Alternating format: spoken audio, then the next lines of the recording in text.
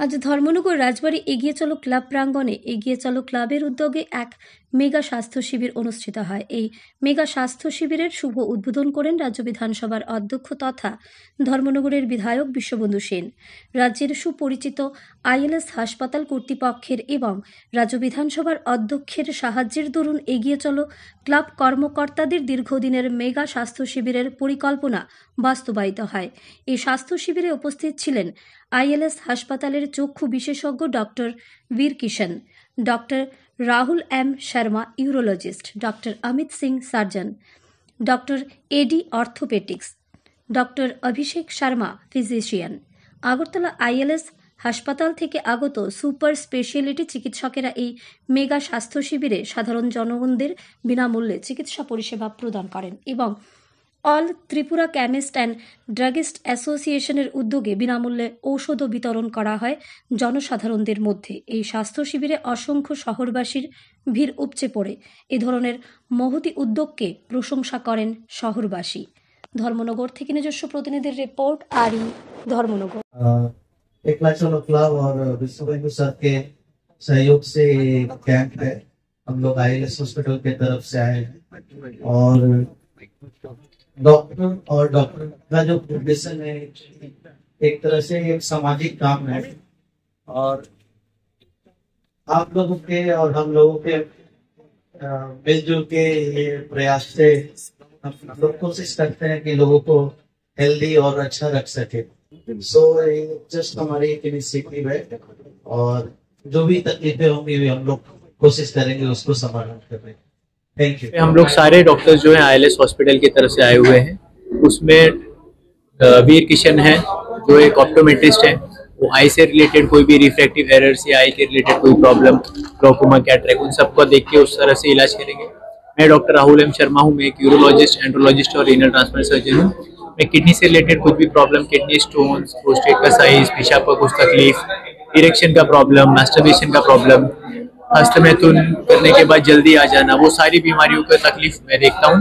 उसके बाद डॉक्टर अमित सिंह है, ही इज ए सर्जन, वो गॉल ब्लैडर स्टोन्स, अपेंडिक्स, पेट का दर्द, उल्टी, चक्कर, उन सब का देखते हैं।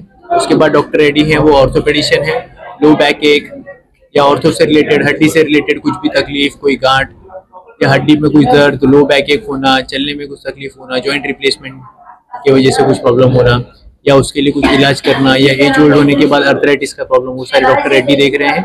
और डॉक्टर अभिषेक शर्मा भी आए हुए हैं, ही इज ए फिजिशियन, जो बीपी, शुगर, प्रेशर, हाइपरटेंशन या और भी जो ऐसी मेडिसिन से रिलेटेड बीमारी है उन सबका इलाज वो करें।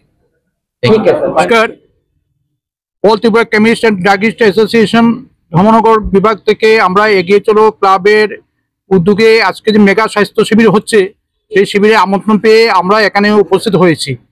আমরা এখানে যে ওষুধপত্র আমরা সংগ্রহ করেছি এবং স্থানীয় আমাদের ডিস্ট্রিক্ট হসপিটাল থেকেও কিছু ঔষধ সংগ্রহ করা হয়েছে। আমরা যথাসাধ্য চেষ্টা করব বিভিন্ন ধরনের ঔষধ দিয়ে আমরা সহযোগিতা করার, এবং এই প্রচেষ্টা আমরা আগামীতেও আমাদের এই প্রচেষ্টা অব্যাহত থাকবে। নমস্কার। যারা যারা এসেছে বিভিন্ন ধরনের মেডিসিন দেওয়া হবে, আমরা অল টাইপস অফ মেডিসিন আমরা রেখেছি। দেখা যায় প্রেসক্রিপশন বুঝে আমরা আইএলএস হসপিটাল থেকে ডাক্তাররা এসছেন, হ্যাঁ, ওদের প্রেসক্রিপশন অনুযায়ী আমরা দেওয়ার চেষ্টা করব। আমাদের এখানে সব ধরনের মেডিসিন আমাদের রাখা আছে। এগিয়ে চলো ক্লাবের উদ্যোগে স্বাস্থ্য শিবির অনুষ্ঠিত হচ্ছে আজ। এই স্বাস্থ্য শিবিরকে কেন্দ্র করে আগরতলা থেকে রেসপেক্টেড এন্ড রিনাউন্ড ডক্টর সাহেবরা এসেছেন আইএলএস থেকে।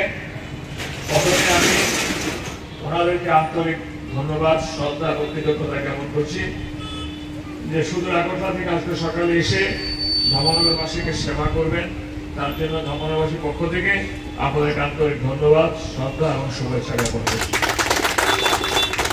আজকের দিনটি হচ্ছে বিশ্ব মাতৃভাষা দিবস।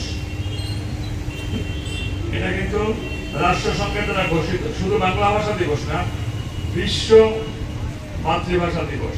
যিনি যেই ভাষায় কথা বলেন তার কাছে সেই ভাষায় হচ্ছে মাতৃভাষা।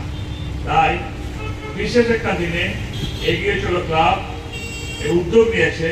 উদ্যোগ নেওয়ার জন্য আমি ক্লাবকে আন্তরিকভাবে ধন্যবাদ এবং ভালোবাসা জ্ঞাপন করছি যে তোমরা আরো বেশি সমাজসেবামূলক কাজে অগ্রণী হোক এবং সচেষ্ট হোক। আমি কতগুলো সাজেশন দিয়ে যাই। বৃক্ষরোপণে কিন্তু সময় এসে যাচ্ছে।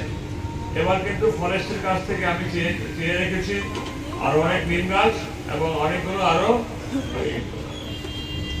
ভালো অর্জুন গাছ এবার লাগাতে হবে। এবং পৌরসভা দিয়ে এই যে খরার মুহূর্তে কিন্তু সবগুলো গাছে কিন্তু জল সিঞ্চনের ব্যবস্থা করিয়েছি। তোমরা একদিন উদ্যোগ নাও, তোমাদের রেঞ্জের ভিতরে এই ব্রিজ থেকে শুরু করে বীর বিক্রমের স্ট্যাচু পর্যন্ত একটু জল সিঞ্চন করলে খরার সময় গাছগুলো কিন্তু দেখবে অল্প অল্প পাতা ছাড়বে, গাছগুলো প্রাণ পাবে।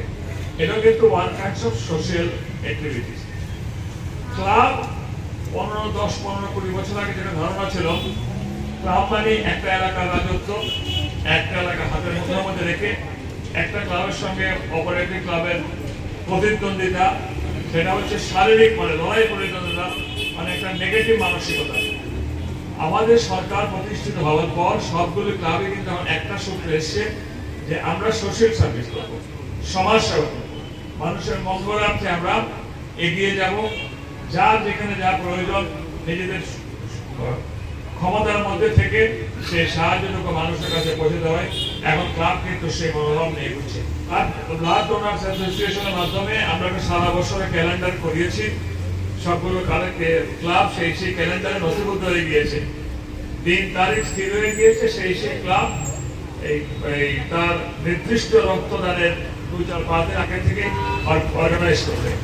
একটা সুশৃঙ্খলার মধ্যে আমরা হেলথ সেক্টরকে আনার চেষ্টা করছি।